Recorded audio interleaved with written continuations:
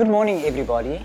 I'm Clayton September, and on behalf of Paul Bothner Music and our 20 question series today, we have a very special guest with us who has released some chart-topping hits.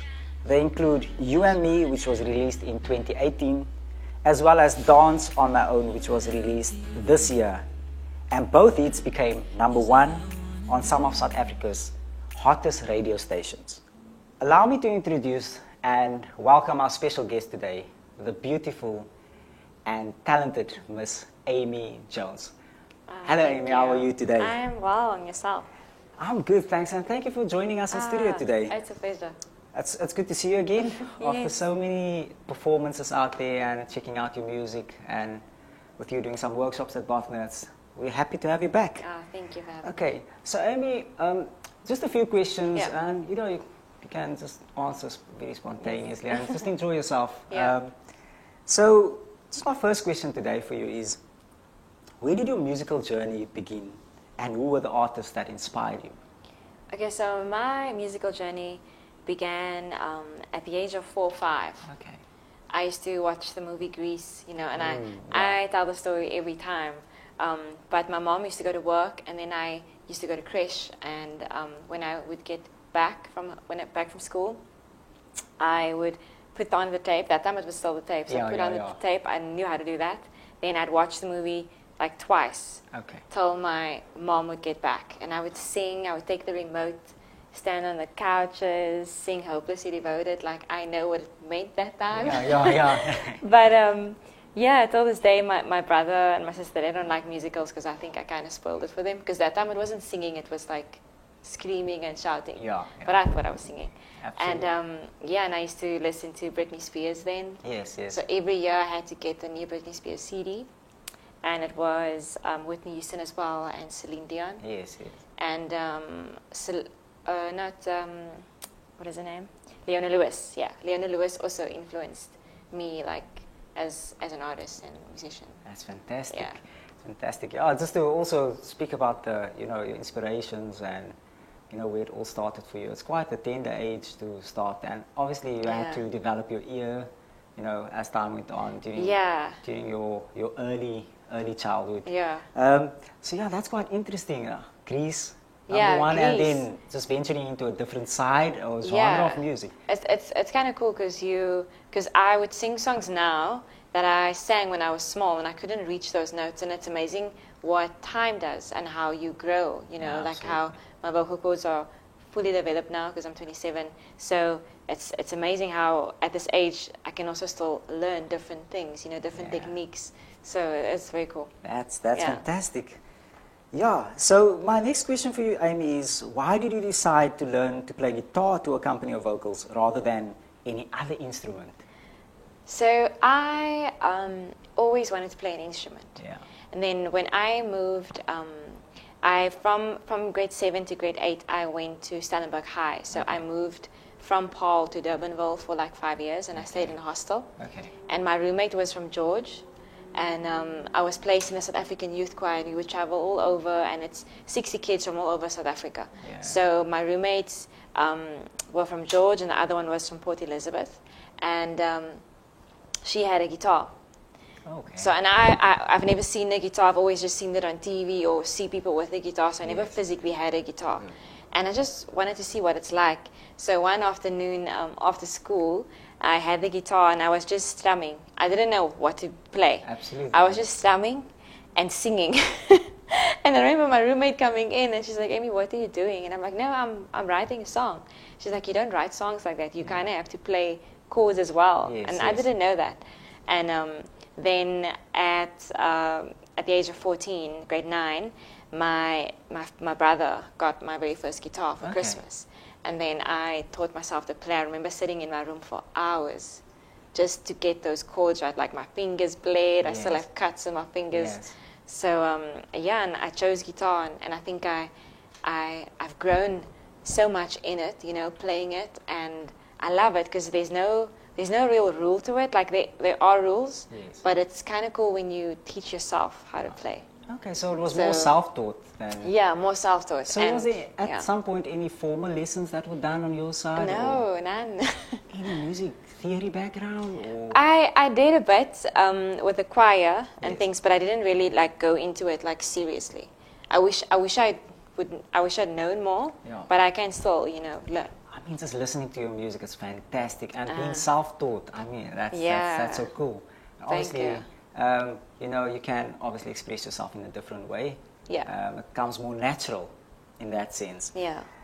So that's quite interesting, choosing guitar over. And do you play any other instruments apart I play a little bit of piano. Okay. So I have a Casio at home as well. But my liking is still guitar, but I also would want to venture into eventually like writing a song with piano. Yes, and that's obviously going to help you, with composition Yeah, and stuff, and exactly. understanding, the vocal side of things a bit Yeah, more. definitely. So, yeah, one learns every day. It's Exactly. quite interesting. But that's quite cool. So, just, I'm going to go through a few questions. Yeah, and, that's perfectly fine. If we, take a detour, that's also fine. Yeah. So my next question for you is, at what age did you decide wanted to pursue a full-time music career? Okay. I grew up always like telling myself, like when you're this age, then you're going to be inspiration to many young kids, and you're going to become this famous singer. And it's something that I had my heart set on from a young age. Yes. But how can I say, like it really like started became real and like a career right after Idols. Okay. Yeah, right after Idols, and not even like right immediately after Idols, but it took a few years, where I decided, I'm going to do this full time. Because I was studying as well. I was studying to become a dietitian. Okay. Wow. And then, okay. yeah. That's quite interesting. Yeah, I was studying to become a dietitian. I was second year. And then I remember being at varsity, and I was part of the SAD and culture evenings. I would go and I would just like take my guitar and sing my heart out, because Yeah. that was how I expressed myself, like you're saying. Absolutely. And people knew me. The students knew me as Amy with a guitar. Yes. And then I remember being at the cafeteria and I saw an ad. They said they're looking for the next South African Idol. I'm like, I've been auditioning like 3 times already, but nothing happens. But I'm just gonna try. You never know. Yeah, of course. Yeah. And I didn't tell anyone. And I went, and just happened that I made it through to the top 8. And I had to make a decision: am I gonna leave my studies for Idols? What am I gonna do? Yes. And I followed my heart, and I didn't make it. I didn't win it, but it was definitely a blessing in all of that. And through that, I also got to meet my former manager now, and it's incredible. Like I think seriously, 3 years ago, 3-4 years ago when we started Jive Productions, that is when everything shifted and changed for me as an artist, as a songwriter, and as a musician. Yeah. Okay. So just off the record, out of interest, Yeah. what was the experience like, for Amy Jones, going to audition at Idols, and what was the vibe like? Because, when I check out Idols on TV, I'm like, Randall Abrams and all these, Yeah. vicious guys, like they, how they judge. What was that experience like for Amy Jones going on? It was very, in the beginning, I had to pinch myself because I couldn't believe that these judges are sitting in front of me. Yeah. And I had to sing, and you're nervous, Yeah. And I remember Sun City Week being probably one of the most terrifying weeks of my life, but I learned a lot from that, I learned a lot about people in that time, how people handle certain things differently, pressure, fame, camera and lights, Yes. And for me, it's just so important to never forget who you are, like in the midst of everything. Yes. Like I wasn't willing to compromise a single thing Yes. of who I am. And so that experience was amazing, and the judges, they're very lovely people, Okay. very lovely people. And I think it's something that I can tell my grandkids one day. They can still go YouTube. Okay. They'll find it on YouTube for the rest of my life. Yeah. It's pretty cool. It's something that I can tell people about, something that I always wanted to do as a kid. Yeah. And I done it, and yeah. And I think a lot of people's, understanding of what Idols is about is more, what they see on TV. I'll never go and pursue my dream. And actually, it could become, a full-time thing for many of the artists that's out there, and just because of how they interpret Idols to be. That's so true. they tend to, abstain from going and, Yeah, because I never had the confidence to take my guitar and sing, because I never really, I knew that I was good, but I didn't know that I could be like, this good, Absolutely, like that good, and I think sometimes you need to also just believe in yourself more. Yes. So Idols for me was also like a reassurance to myself that I can become a famous singer, and at the age of 20, I realized that. Okay. And even with not winning Idols, I did something on the show that made people still remember me. Like some people still come up to me and say, I remember you sang that song, Yes. which is like amazing, and it's like 7 years ago. Okay. So it's really cool to make an impact on TV, but not for being someone that you're not, just for Yes, being yourself. you. Yeah. Yes. That's quite cool. So, Amy, you've already answered one of my questions, which is actually my next question. But you know what? It's quite interesting to hear that you wanted to pursue a career in dietitian, and that would have been my next question. If you had to choose any other career other than music, what would that be? And your love for what you wanted to pursue has obviously been answered already. Yeah. So, how was your journey? How has your journey been with your manager Lee Wilcock, and what makes you guys such a great team? Because I mean, just looking at you guys, going to gigs, and I can see the amount of support that you have coming from Lee. How's that going for you? It's really going well. Like, I had a manager before Lee, Okay. and things weren't really going well. So right after Idols, someone approached me, and I signed a 5-year contract.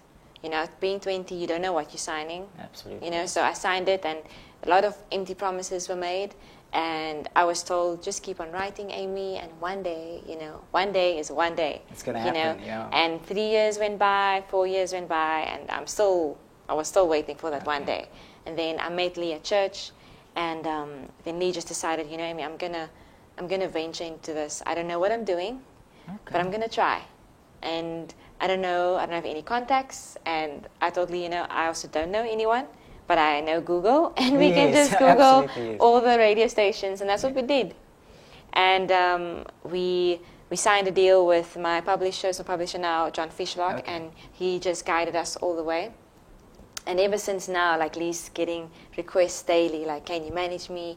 What did you do? How did you do this for Amy? And all I can say is the grace and the mercy of God that kept us going. I can say a big amen to that. And that's where also the name comes from, Jireh Productions. So it's Jehovah Jireh, God our provider, because we literally started with nothing. And with time, I think what the enemy tried to rob me of for so many years, God just restored and is busy still restoring. So it was very cool to see, and I look back now, an award.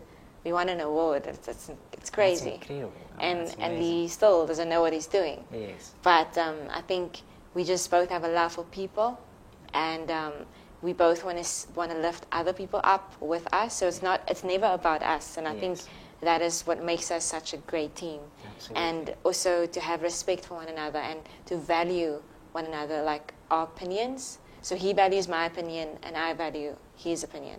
So it's really cool. It's like it's more like a partnership than a manager and artist, I love it.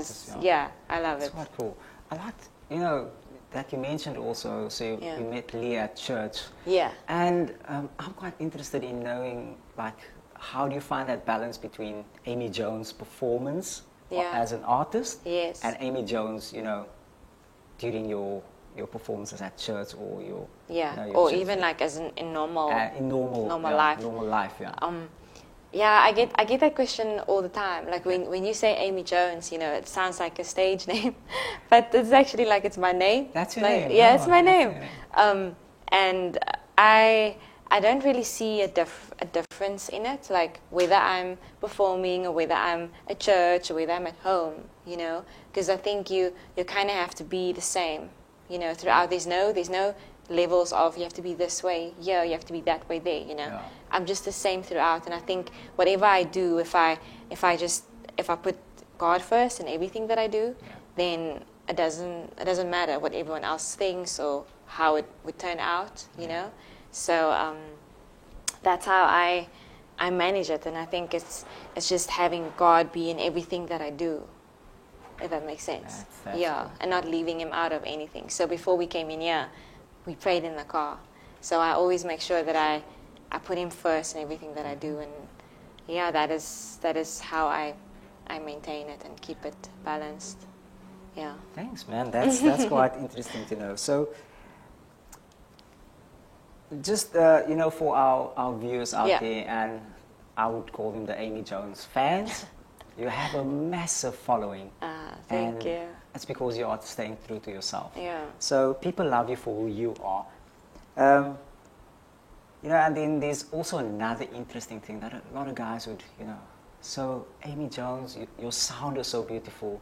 Yeah. And out of interest for our viewers, I've come up with this question. What kind of gear do you use to perform on stage, as well as when you do write? Is there, do you are you using different gear? Are you using the same gear? I don't actually. When I'm writing songs, I'm normally with my guitar, not plugged in, and I'm normally like sat wherever. Like 2 days ago, I went to the Berg River in Paarl, and I just sat on the grass, and the birds were singing, and I could hear the river like flowing, and I wrote a song there. So it depends on the atmosphere and the vibe, But performing wise, it's always plugged in, and I got my own mic now, which is very cool. That's cool. So yeah, and that's what I do. Plug it in, guitar, Faith guitar. Faith guitar, yes. Yeah. And it's a beautiful sounding guitar, and it complements your voice so nicely. Thank you. That's fantastic. So, it's also, and I liked what you said about, going into these different spaces. Yeah. Especially when you're writing music, you need to sort of have that calmness over yourself. Yeah, exactly. Especially when writing music. Yeah. But now that we know you use Faith guitars, and which mic do you use? It's called I'm not sure if I'm gonna say it correctly, but Sennheiser. Sennheiser. Wow. Sennheiser, yeah. Okay. I got it for my birthday, so. Wow, that's nice. That's nice. Very pleased. Nice, crisp and clear. Yeah, it's incredible. Compliments the voice. Apparently, it's the best mics for female vocals. Okay. Yeah, so I've heard. I mean, you sound good on your mic. Thank you. That's fantastic. Also to see you guys. Since this is your first mic, you mentioned it's the first mic. Yeah, it's the first mic. Obviously, if you use other mics. But you still sound like Amy Jones. Yeah, it doesn't matter. Yeah, it doesn't really matter which mic you use. So, Amy, what was your first big show that you played, and how did it feel performing in front of the masses, such a big crowd? Okay, my first big show, there were two. The one wasn't that big, but it was also something that was profound, and a highlight in my career was when Mikasa asked me to open up for them. Wow. Yeah. Okay. And that was singing to their crowd. That was my first time singing in Cape Town ever, and it was an incredible experience. I wouldn't change anything about that night because it was just so perfect. Yeah. At the end of the night, Jay something came to me and he's like, "How do you do that? How do you just have a guitar in your hand and no people behind you, and you just had everybody in listening to you and stuff?" And then I just said, I just go and have fun, and I just do what I do. And the second one was when I sang at the Heart Festival. Okay, that's quite a big festival. That was big, that's and massive. that was the very first massive stage that I was on. Okay. And I had dances, and I was dancing, and that was my very first time stepping out on the dancing things. So it was pretty cool, and also something that I would tell everyone for the rest of my life. So it's an incredible experience. Amy Jones, performer / dancer / and then we'll continue. That's quite cool. Yeah, maybe acting, maybe, I don't know. Let's see where it goes. Yeah, you don't know. And maybe one day a musical of your own. Yeah. Who knows? Who knows? That's fantastic. Okay, so Amy, we've been going through this testing time. You obviously know, with coronavirus and lockdown and all that. How did the lockdown affect you, and how did you overcome the limitations that the virus has imposed on all of us? When they announced you're going to have lockdown, I luckily had my birthday party, and I celebrated it already, before. And I had a lot of things planned. I had about 13 gigs booked, that had to be cancelled. I had flights booked for me to go to Joburg, so it was disappointing moment, you know, for both Lee and myself, because Yeah. I mean, like, what are we gonna do now? And I turned it around. I was just positive, you know, throughout, and I just said, you know, maybe there's a reason for this. Maybe there's a reason for this stillness and this quiet time, because we've been so busy. I think this is a time for, you know, self-introspection. Absolutely. To make sure, am I still doing the right thing? Am I still following what I said I'll do? You know, are my goals still in line with where I see myself? You know, so yeah, and I think I also just kept writing. So I'm also busy now writing with Canadian writers and the band from that side, and we do it all via Zoom. You know, and there's online shows and stuff. So it's pretty cool how I was also stretched in a way, because I'm not, like, I love social media, but I'm not one to just be on my phone all the time and to, like, tell people, like, okay, this is where I'm going, this is my day. You know, for me, it's just, I sometimes just like to be in the moment of things. So it stretched me a bit to think out of the box and to be more, like, present online. But I love it, and I think in this time also to be more with family and friends. You know, you've grown closer in a way, because you couldn't see one another for some time, so you FaceTime or WhatsApp video call, and then when you do see them, it's like, you know, you treasure them even more. Yeah. Those are also, you know, especially you know, we've experienced some deaths, you know, like worldwide and that. And I mean, for myself as well, like, you know, with family and friends that I've lost during this time, it's also brought you to a point of appreciation towards life and family, like you mentioned. And, you know, the little things, that's more important. Yes, and thankfulness of, like, good health, you know. They say good health is wealth, and that is true. That's absolutely true. Yeah. Like, you don't have to have the riches, and you don't have to be rich, you know, but you can be healthy, and that is your wealth, you know. So for me, I take it one day at a time now, and I say, you know, the rest of 2020 is going to be the best 2020 that I ever had, you know, and next year can only be better. Much better. So, yeah, all of us have learned some valuable lessons out of all of this, and for me personally, you know, what I even mentioned, like, just to have your family around you, or just to, you know, be able to even, you know, move your arms. It's sort of small things that a lot of people that's been caught up with the virus, some even losing their lives. So it's been quite a struggle for a lot of people, but I'm happy to hear that you've managed to, you know, sort of just still in the moment stay positive, and still believe in what you believe in, and just carry on with doing what you've done, you know, for the last few months before coronavirus hit us. So when you write, Amy, do you prefer to write the music first or the lyrics? So the whole thing about writing a song, there's no real formula to it. Okay. Like, you can follow a formula, but it won't really be organic, or, like, you know, like, it's different for every song. Like the one that I recently wrote, I remember just playing my guitar first, and then I would hear something in my head and I would just sing it out, and I wouldn't know, okay, how's it going to sound, and then the words come, and then okay, that sounds nice, then I write it down. Then for this song I wrote the chorus first again, and then everything else came. So sometimes it's the lyrics first, sometimes it's the music first, sometimes it's the bridge first. Like for You and Me, I had the bridge before I even had the whole song. Okay. So yeah, sometimes you write a song and I leave it, and I'm like, okay, I'm just going to leave it for now. I can't finish it, but maybe I need it for something else. Yes. And then what I wrote 2 months ago maybe falls in for this spot, for this exact song that I'm writing now. Yeah. So that's how I go about it. Okay, quite cool. Something very interesting happened to me the other day while driving back home. So obviously, you know, your radio car radio's on. Yes. Like, and You and Me. And I saw the driver next to me, and the hands were shaking, and he was going on, and I checked, and I rolled down the window, and I was like, is it You and Me? And he's like, yeah, You and Me. Oh, wow, that's amazing. So that's massive. It's a hit. I've heard that song over and over, and everybody incredible. listens to it. So quite cool. I like the vibe to it. And it also brings, people out of that, that mode. Yeah, that like... Especially coming home after, or going home after work. Yeah. that was like, oh, this is interesting. The guy next to me at the robot, like you and me. Ah. So yeah, no, a lot of people are having fun That's incredible. with that. So Amy, what do you think about the quality of music being released today as opposed to the classics of the past?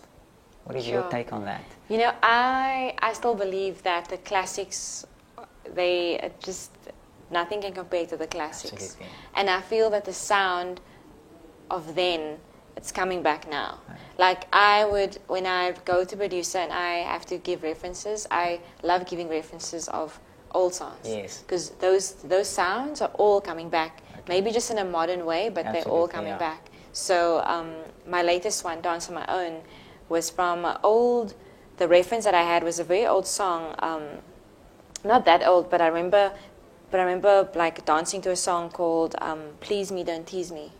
Not sure if you know that. Yeah. Please me, don't tease me. Yeah. There's a sound in that song that when I heard the beat of Dance on My Own, I was like, that sound must be in Dance on My Own, that specific sound. And it changed the whole vibe of Dance on My Own. Yeah. So, I think music can always be referenced, you know, and like, I mean, there's only, I think, 12 notes.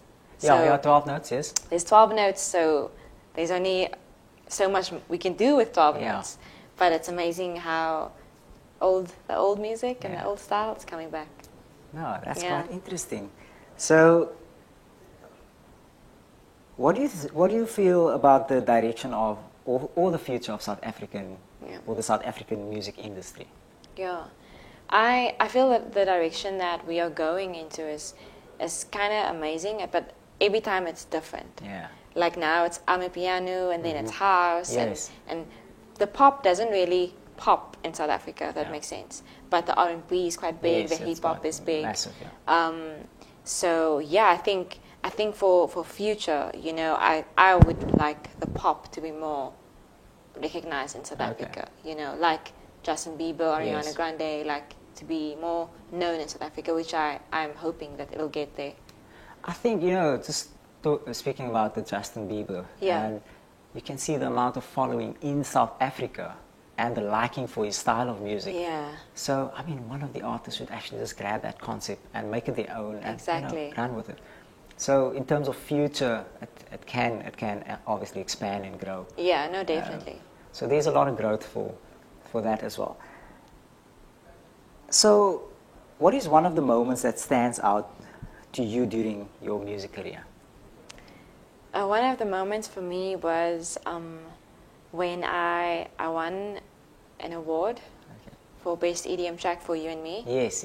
And when I sang for the president. Oh, okay. Yeah, that was one of my most defining moments in my career, and just I love speaking things into existence. I believe it's good to speak positivity over yourself. Absolutely. So I would speak something, and then it's an amazing feeling when you stand at a place and you spoke this, even if it was 2 years ago that I spoke it, but I'm here now. Yeah. You know, so it's an amazing feeling, and I think also being here today. Yes. I'm thinking back to when I didn't have a guitar, and Lee came here, finding out is there no way, you know, we could like get a guitar somehow, and then we just have this amazing partnership, which is like incredible. So yeah. That's quite cool. Yeah. Singing for the president. Yes. That's something quite nice. Yeah. And you know what? A lot of people take those moments, especially those guys that's used to, you know, all these bigger venues and stages. You know, they tend to take those things for granted. But I mean, like you said, just speaking things into existence. And that for me is like a real inspiration to, you know, up and coming artists. You know, follow your heart, follow your dreams. Yeah. You know, plan ahead. Yeah. And when they do eventually materialize, there's some bigger sense of appreciation. Yeah, exactly. When it happens for you.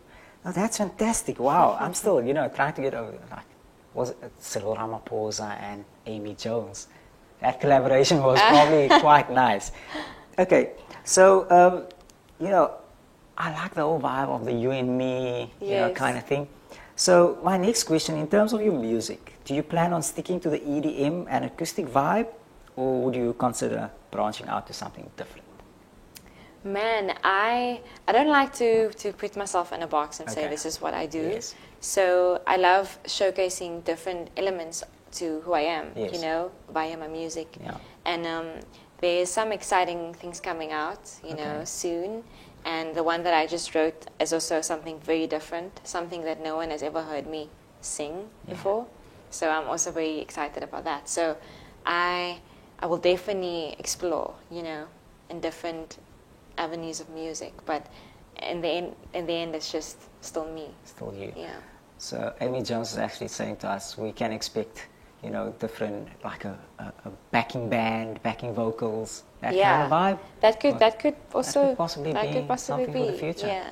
But as I'm growing, I'm maturing, so my sound is also different. Yes. So my first single to now, it's different, you know, because I'm older now, so it's really cool. That's quite cool. That's quite cool.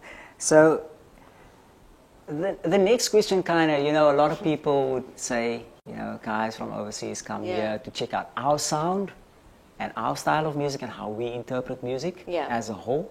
I always say this thing, like, music is a global thing. You don't have to necessarily speak the same language, but if we know the same song, we can play it. Yeah, exactly. So is there any plans for Amy Jones to, you know, to go abroad, to take her music overseas? Yes, no, definitely. Absolutely. Yeah, I actually had a whole tour planned this year. Okay. But then Corona happened, but it's okay. That's fine. I had a whole thing booked in UK. Okay, in the UK. So UK, France, and I had gigs booked that side as well. Okay. So that is postponed, but I think probably in the new year we're looking at that going there, because that's one of the things I'd like to do, is to go to UK, because my sound is more for, I think, for UK. Yeah. So I want to test the waters and see what happens there. I like what you said now, it's postponed, not cancelled. You know, a lot of people tend to take the postponement into like a sort of a negative way, and tend to go like a bit into a mode where they it's not going to happen, and they lose track of their dreams and they forget about what. So that's quite cool that you're going to take your music abroad, and I'm sure, I'm 110% sure that people's going to absolutely love you. They're going to really, literally love you. So what role has Paul Bothner music played in your career thus far? Oh wow, like, I don't even have words, because it's been a real blessing, you know, to have Paul Bothner back Gyro Productions, you know, back me as an artist. I believe it also it gave Lee even more assurance and confidence in what he's doing, you know, to have such a big team believe in him as well. And also being an ambassador for Faith Guitars, which is pretty cool. And that's also a UK-based brand, so yeah, I mean, that is also that is just also another confirmation, you know. Yeah. So and it being Faith Guitars, and I live by faith, you know, and it all just lines up nicely, you know. And I always believe all the lines and the dots will eventually meet up and become this big picture. And when you look at this picture, you'll be like, this is what my life was about all this time, you know. So it's cool. Amy, in terms of the future, what is on the horizon for Amy Jones? Okay, what is on the horizon for Amy Jones is a EP. Okay. So yeah, we planning to release an EP probably by beginning next year sometime. And this year still new music, music video or two, and international tour coming up in the new year. Okay. Yeah. Cool. That's on the horizon. That's on the horizon. Yeah. I can actually picture this, you know, the Sundowner concert somewhere in the UK. Sure. It's like this intimate space. Oh wow. Just acoustic guitar and vocals, and there you go. You're like in that moment. Yeah. So that's what I kind of see happening. Sure. And eventually, if it do materialize, please let us know. When it does. When it does. No, I'll let you guys know. Let us know. Snap some pics, take some videos, and just send it our way. Okay, no, definitely will do. Cool, man. Amy, thank you so much. It was absolutely fantastic just chatting to you, you know, a pleasure. And having you here today. We wish you all of the best for your future endeavors, and whatever you are planning, you know, it will come to pass. And to our viewers today, on behalf of Paul Bothner Music, thank you for tuning in. Please stay tuned for all our future interviews on social channels. That's a cheers for now.